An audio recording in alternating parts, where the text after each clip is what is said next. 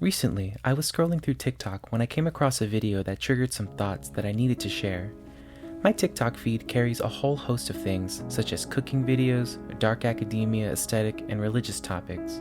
I don't follow too many religious accounts, but the algorithm sees me interacting with them and thinks I want to see more. I came across a video made by a pagan with the caption being, "I don't even care if this isn't true, it just brings me comfort."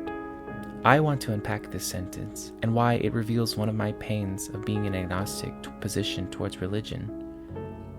Comfort is an important part of life. Living life is not supposed to be painful or anxiety-ridden. We should all take solace in the things that comfort us. As a traditional Catholic, our motto was, "Be comfortable with being uncomfortable." This is in no way deriding monasticism and asceticism overall. I think these can be beautiful and wonderful practices. I think the problem comes when you take those things out of their context and try applying them to the extreme. So what used to bring me comfort in religion? I liked the silence of praying and becoming still. I loved the liturgy and the rituals of the Catholic Mass. I felt connected to an ancient faith that my ancestors practiced. I loved the art around me as a Catholic and the music it inspired.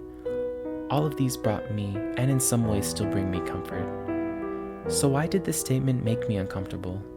Isn't my philosophy as a non-believer supposed to be live and let live? It doesn't matter to me if you practice some form of spirituality. The problem is this: even if you know that it's not true, why would you still practice it? Faith is the obvious answer, but what exactly is faith? How do we know that faith is a gift and not just some act of the mind?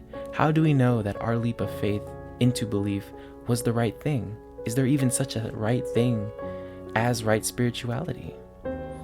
I want to illustrate this saying with an example.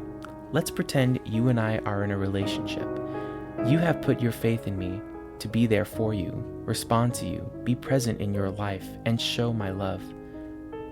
What if I didn't do these things?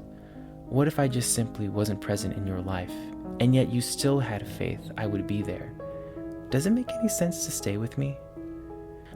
Maybe I am overreacting. This person probably means no harm, and I do believe that. Professor and philosopher John Corvino said in a lecture, however, that once you open the door to people believing things without evidence, they don't just believe in good things without evidence, they sometimes believe bad things without evidence.